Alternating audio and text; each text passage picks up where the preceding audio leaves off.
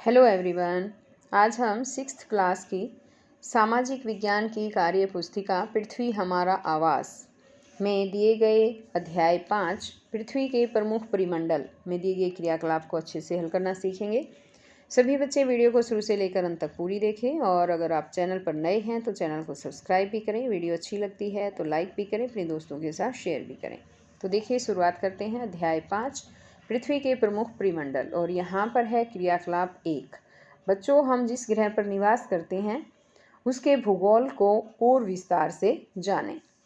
तो यहाँ पर देखिए, विस्तार से जानेंगे कि क्या तुम बता सकते हो कि जिस ग्रह पर हम रहते हैं वो क्या कहलाता है? वो पृथ्वी कहलाता है। वे कौन सी 3 चीज़ें हैं जिन्हें अगर तुम रोज़ नहीं लोगे तो जिंदा नहीं रह सकते? तो उसमें एक तो जल है, एक है वायु और एक है भोजन। इसी तरह से यहाँ पर ग ऑप्शन में है कि ये 3 चीज़ें तुम्हें प्रकृति से कहाँ मिलती हैं, कहाँ से मिलती है? तो ये जलमंडल, वायुमंडल और भूमंडल से मिलती हैं। अगर इनमें से कोई एक चीज़ भी पृथ्वी पर समाप्त हो जाए तो क्या होगा? पृथ्वी पर जीवन ही समाप्त हो जाएगा। अब इसी तरह से आगे है यहाँ पर कि क्या आप बता सकते हो कि पृथ्वी पर जीवन का क्या कारण है? तो जीवन के लिए आवश्यक तत्व भूमि, जल तथा वायु पृथ्वी पर मौजूद है। अब यहाँ पर पृथ्वी दी गई है। देखिए, इसमें लिखा है पृथ्वी एक अद्वितीय ग्रह। यहाँ देखिए, ये पृथ्वी को दर्शाया गया है और इसमें है कि अब तक के अध्ययन से प्राप्त जानकारी के आधार पर पता चला है कि पृथ्वी ही एकमात्र ऐसा ग्रह है जिस पर जीवन पाया जाता है। इसलिए पृथ्वी सभी ग्रहों में अद्वितीय है। अब यहाँ आ जाता है इसमें क्रियाकलाप 2 और इसमें है आओ पृथ्वी की सैर को चले। तो यहाँ देखिए, पृथ्वी की सैर करने के लिए चले हैं। इसमें है कि इस चित्र में एक तुम भी हो, अब बताओ हम भ्रमण हेतु कहाँ आए हैं? तो भ्रमण हेतु नदी पर, यानी कि जलमंडल में। ये जलमंडल दर्शाया गया है यहाँ पर। अब इसमें है कि नदी में कौन से जीव दिखाई दे रहे हैं? यहाँ पर ध्यान से देखिए, इसमें नदी में कौन कौन से जीव दिखाई दे रहे हैं। यहाँ पर मछली हमें दिखाई दे रही है, ये मगरमच्छ है यहाँ पर, और यहाँ नीचे देखिए ये सांप नजर आ रहा है। अब है, क्या इस नदी में वनस्पति भी है? हाँ, वनस्पति भी है। यहाँ देखिए ये पौधे दिखाई दे रहे हैं। इसी तरह से आगे देखिए एक बार, यहाँ पर इसमें है कि क्या जलचर को भी जीने के लिए तुम्हारी तरह 3 मूलभूत चीज़ों की आवश्यकता होती है? हाँ, होती है। इन्हें ये कहाँ से मिलती है? तो जलमंडल से जल मिलता है, वायु भी जल में होती है, भोजन भी जल में होता है। आगे यहाँ पर इसमें है कि नदी के अलावा जल के अन्य प्राकृतिक स्रोत कौन से हैं? तो उसमें एक तो है समुद्र, महासागर, तालाब, झील, कुआं, नलकूप। और इसमें यहाँ पर लिखा गया है कि छोटे छोटे एवं विशालकाय जल अक्षेत्र, स्थायी एवं अस्थायी, मौसमी एवं नित्यवाही सभी जलभाग मिलकर जलमंडल कहलाते हैं। हिम, बादल व वर्षा भी जलमंडल के भाग हैं। अब यहाँ दिया है क्रियाकलाप 3। अब इसमें भी जो है एक चित्र दिया गया है। देखिए, ये जो है वन का चित्र दिखाया गया है यहाँ पर। यहाँ देखो कुछ जीव दिखाए गए हैं, जीव जंतु हैं, और यहाँ पर वन का भ्रमण नज़र आ रहा है। अब इसमें यहाँ पर है कि इस चित्र में एक तुम हो, अब बताओ आज भ्रमण हेतु हम कहाँ आए हैं? वन में, यानी कि स्थल मंडल में। यहाँ कौन से जीव हैं? कहीं तुम मनुष्य को तो नहीं भूल गए हो? तो यहाँ पर जब हम जीव जंतु देखते हैं तो इसमें देखिए एक बार क्या क्या है। यह भेड़ है, बकरी है, और यहाँ पर ऊपर देखिए हाथी है ना, ये घोड़ा है। तो इस तरह से कई जानवर जो हैं हमें यहाँ पर नज़र आ रहे हैं। इसमें है कि घोड़ा, हाथी, भेड़, बकरी, हिरण, मनुष्य, और मनुष्य भी हैं। ठीक है, इनमें यहाँ देखिए ये रहे मनुष्य भी हैं। अब आगे इसमें है कि क्या यहाँ वनस्पति भी है? हाँ, यह वनस्पति है। इस क्षेत्र के जीवों को भी क्या तुम्हारी तरह 3 मूलभूत चीज़ें जीने के लिए चाहिए? हाँ, चाहिए। वन से ही मिल जाती है उन्हें। ये इन्हें कहाँ से मिलती है? भोजन वन से मिलता है, वायु वायुमंडल से, और जल जो है वो जलमंडल से मिलता है। आगे इसमें है कि वनस्पति एवं जीव के अलावा यहाँ और क्या दिखाई दे रहा है? तो यहाँ पर्वत दिखाई दे रहे हैं, पहाड़ है, नदी है। जब हम इस चित्र को देखेंगे, ये देखिए क्या क्या है इसमें, पेड़ पौधे भी हैं, इसमें पहाड़ भी नज़र आ रहे हैं, है ना। नदी बहती हुई भी जो है, यहाँ नदी भी है, नदी भी बह रही है। तो इस तरह से आगे इसमें है कि मिट्टी, कंकड़, पत्थर, चट्टानें, पहाड़, मैदान आदि सभी यानी पृथ्वी का ऊपरी ठोस भाग वो स्थल मंडल कहलाता है। अब है आगे क्रियाकलाप 4, और इस क्रियाकलाप में एक यहाँ पर भी चित्र दिया गया है, और यहाँ देखिए क्या क्या नज़र आ रहा है। बस ये पक्षी है, यहाँ पर उड़ रहे हैं, यहाँ पर बादल है ऊंचाई तक, है ना। और ये सभी सैर करने कहाँ जा रहे हैं? वायुमंडल की सैर हो रही है। ये इसमें चित्र में दिया गया है कि इस चित्र में एक तुम हो, अब बताओ आज हम कहाँ की सैर को जा रहे हैं? वायुमंडल में। हमारे आसपास कौन से जीव है? अनेक प्रकार के पक्षी। क्या यहाँ भी वनस्पति है? नहीं। इस क्षेत्र में जीवों को भी क्या तुम्हारी तरह 3 मूलभूत चीज़ों की आवश्यकता होती है? हाँ। तो ये चीज़ें जो है ये इन्हें कहाँ से मिलती है? जल जलमंडल से मिलता है, वायु वायुमंडल से, और भोजन स्थल मंडल से मिलता है। यहाँ इन जीवों के अलावा और भी बहुत कुछ है, कुछ दृश्य है एवं कुछ अदृश्य है। तुम्हें जीव के अलावा और क्या दिखाई दे रहा है? हमें बादल दिखाई दे रहे हैं, धूल कण दिखाई दे रहे हैं। इसी तरह से आगे है कि जोर से सांस लो, अब बताओ सांस के साथ तुमने क्या लिया? हमने वायु व धूल के कण लिए। क्या तुमने धूप व हवा में तैरते छोटे छोटे कणों को देखा है? ये क्या है? ये धूल कण होते हैं।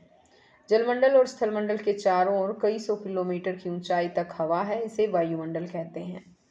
अब आगे इसमें है क्रियाकलाप 5। बच्चों, आज हमने पृथ्वी के तीनों मंडल यानी स्थलमंडल, जलमंडल एवं वायुमंडल का भ्रमण किया। अब इसके आधारित और भी क्वेश्चन है इसमें कि बताओ तुमने जीव किस किस मंडल में देखे? तीनों मंडलों में देखे। क्या सभी जीवों की मूलभूत आवश्यकताएं, क्या इन जीवों की मूलभूत आवश्यकताएं कौन सी है? इसमें लिखा है इन सभी जीवों की मूलभूत आवश्यकताएं कौन सी है? प्रत्येक आवश्यकता किस मंडल से जुड़ी है? तो आवश्यकता जैसे भोजन है वो स्थल मंडल से मिलता है, वायु है वायुमंडल से, जल जलमंडल से। आगे इसमें है कि पृथ्वी का वह सीमित भाग जहाँ जमीन, हवा और पानी मिलकर एक ऐसा वातावरण बनाते हैं जहाँ जीवन संभव है, जीवमंडल कहलाता है। दिए गए स्थान पर एक चित्र बनाओ जिसमें सभी मंडल दिखाई दें एवं उनमें रंग भरो। तो यहाँ पर देखिए ये हमने एक चित्र बनाया है। यहाँ पर ये स्थल मंडल जो है दर्शाया गया है, ये है जलमंडल, इसमें जल है।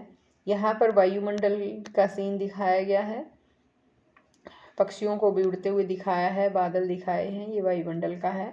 और इसके अलावा यहाँ पर एक जैव मंडल है, देखिए जिसमें तीनों मंडल आ जाते हैं। इसमें वायुमंडल भी है, इसमें जलमंडल भी है और इसमें स्थल मंडल का पार्ट भी है, तो ये जैव मंडल कहलाता है। अब आगे है यहाँ पर नेक्स्ट इसमें कि अपने मित्रों के साथ चित्र को देखकर चर्चा करो एवं बताओ कि जीवमंडल का विस्तार कहाँ से कहाँ तक है। तो जीवमंडल स्थल, जल तथा हवा के बीच एक सीमित भाग है। यह वो भाग है जहाँ जीवन मौजूद है। आगे इसमें है कि सभी मंडलों की विशेषताएं क्या क्या है। स्थल मंडल की है कि पृथ्वी के ठोस भाग को स्थल मंडल कहा जाता है। जलमंडल पृथ्वी का जल से घिरा हुआ भाग जलमंडल कहलाता है। और वायुमंडल हमारी पृथ्वी चारों ओर से गैस की एक परत से घिरी है जिसे वायुमंडल कहते हैं। इसी तरह से अब यहाँ पर आगे देखिए एक बार क्रियाकलाप 6 है और इसमें है दिए गए मानचित्र में अंकित करो। तो यहाँ देखिए एक मानचित्र दिया गया है और इसमें जब हम नीचे की तरफ चलते हैं तो कुछ क्वेश्चन दिए गए हैं, जैसे सभी महाद्वीप, इनमें है एशिया, यूरोप, अफ्रीका, उत्तरी अमेरिका, दक्षिण अमेरिका, ऑस्ट्रेलिया, अंटार्कटिका। तो ये महाद्वीप हमें वहाँ दर्शाने हैं। भूमध्य रेखा, कर्क रेखा, मकर रेखा, और उसके साथ है हिमालय पर्वत, यूराल पर्वत, आल्प्स पर्वत, एटलस पर्वत, इंडीज़ पर्वत, रॉकी, ग्रेट डिवाइडिंग रेंज और अपलेशियन पर्वत। उसके साथ ये सारी चीज़ें जो है वो हमें यहाँ जो ये संसार का मानचित्र दिया गया है यहीं पर हमें दर्शाना है। तो एक तो बात है बच्चों कि आपकी जो पाठ्य पुस्तक है उसके पेज नंबर 32 पर आपको इसी तरह का मानचित्र जो है वो दिया मिलेगा और उसमें पूरा ये अच्छे से हर जो है दर्शा रखी है। मकर रेखा, कर्क रेखा जो है, भूमध्य रेखा, सब वहाँ पर दर्शाई मिलेगी आपको। महाद्वीपों के बारे में भी मिलेगा, सभी पर्वत भी दर्शाए मिलेंगे, तो आप उसमें भी आसानी से देख सकते हैं। और एक मैं इसमें समझा भी देती हूँ। तो यहाँ पर देखिए जैसे महाद्वीप है, हम महाद्वीपों में ले लेते हैं। ये उत्तरी अमेरिका है, यहाँ पर जैसे ये इसमें है, ये उत्तरी अमेरिका है। यहाँ पर है ये दक्षिणी अमेरिका। ये आ जाता है एशिया महाद्वीप। यहाँ पर देखिए ये है अफ्रीका महाद्वीप, यहाँ दर्शाया गया है। ये है यूरोप। तो इस तरह से ये है ऑस्ट्रेलिया महाद्वीप। और यहाँ पर ये महाद्वीप हो गए। अब उसके बाद इसमें था कर्क रेखा, मकर रेखा। तो इसमें यहाँ पर जो ये रेखा है देखिए, ये कर्क रेखा है और यहाँ पर ये रेखा है मकर रेखा। और ये यहाँ पर डार्क कलर में जो दर्शाई गई है ये भूमध्य रेखा है। उसके साथ ही अब पर्वत भी पूछा है इसने, तो यहाँ पर ध्यान दीजिए। ये जो पर्वत है यहाँ पर, ये रॉकी पर्वत है जो उत्तरी अमेरिका में है। और इसके साथ ही यहाँ पर यूरोप में ये आल्प्स पर्वत है। यहाँ पर ये अफ्रीका के अंदर एटलस पर्वत है। यहाँ पर देखिए एशिया में, एशिया महाद्वीप में यहाँ हिमालय पर्वत है। और यहाँ दक्षिणी अमेरिका में ये देखिए एंडीज़ पर्वत यहाँ पर है। और यहाँ पर है ये यूराल पर्वत, यहाँ इस एरिया में यूराल पर्वत है। इसके साथ ही अब यहाँ पर देखिए एक बार, ये ऑस्ट्रेलिया महाद्वीप आ गया। ऑस्ट्रेलिया महाद्वीप में यहाँ ग्रेट डिवाइडिंग रेंज है यहाँ पर। और यहाँ जो है अंटार्कटिका महाद्वीप, यहाँ पर देखिए ये अंटार्कटिका महाद्वीप को दर्शाया गया है। तो सभी महाद्वीप भी हो गए हैं, पर्वत भी हो गए हैं, और मकर रेखा, कर्क रेखा, भूमध्य रेखा, ये सब इसमें दर्शाई गई हैं। यहाँ पर देखिए अब जब हम यहाँ पर ऊपर चलते हैं, इसके आगे नेक्स्ट जो क्वेश्चन होगा वो है कि उत्तरी गोलार्ध में पाए जाने वाले सभी महाद्वीपों के नाम लिखो। तो उसमें है अफ्रीका। और कर्क रेखा किन किन महाद्वीपों से होकर गुजरती है? ये एशिया, अफ्रीका व उत्तरी अमेरिका से होकर गुजरती है। वह कौन सा महाद्वीप है जिसमें से तीनों रेखाएं कर्क, मकर व विषुवत रेखा गुजरती है? तो वो है अफ्रीका महाद्वीप। आगे अब इसमें यहाँ पर है कि मानचित्र में उस क्षेत्र को गोला लगाकर अंकित करो जहाँ उत्तरी अमेरिका व एशिया निकटतम हो। तो यहाँ पर देखिए एक बार, जब हम इसमें देखते हैं, इसने कहा है कि उत्तरी अमेरिका और एशिया निकटतम हो। तो यहाँ ये जो है उत्तरी अमेरिका है और ये है एशिया। तो यहाँ का जो इनका बीच का जो हिस्सा है ये है बेरिंग स्ट्रेट कहा जाता है, जो एक दूसरे के यहाँ पर ये नज़दीक है, उत्तरी अमेरिका और एशिया। तो इनके बीच ये है बेरिंग स्ट्रेट। इन पर गोला लगाकर इसको दर्शाना था, तो हम इसे गोला लगाकर भी दर्शा सकते हैं। अब आगे इसी तरह से यहाँ नेक्स्ट क्वेश्चन इसमें आ जाएगा कि क्या कारण है कि अंटार्कटिका में मानव का स्थायी निवास नहीं है? तो इसमें कि यह हमेशा बर्फ़ की मोटी परतों से ढका रहता है। क्रियाकलाप 7, नीचे दिए गए मानचित्र में विशेषताओं से संबंधित महासागर को दर्शाते हुए नाम लिखो। तो यहाँ एक है त्रिभुजाकार या एम आकार का हिंद महासागर है, और एस अक्षर का आकार है वो अटलांटिक महासागर है। अनियमित व दंतुरित तटरेखा ये अटलांटिक महासागर है। वृत्ताकार आकार प्रशांत महासागर है। ध्रुव वृत्त में स्थित महासागर ये आर्कटिक हैं। और नील नदी, अमेज़न नदी ये अटलांटिक में हैं। तो यहाँ पर देखिए हम इन्हें दर्शा देते हैं। ये यहाँ पर ये आर्कटिक महासागर है, यहाँ पर ये प्रशांत महासागर है, यहाँ पर अटलांटिक महासागर है, ये है हिंद महासागर यहाँ पर, और यहाँ पर जो ये एरिया दिया गया है ये है अंटार्कटिक महासागर।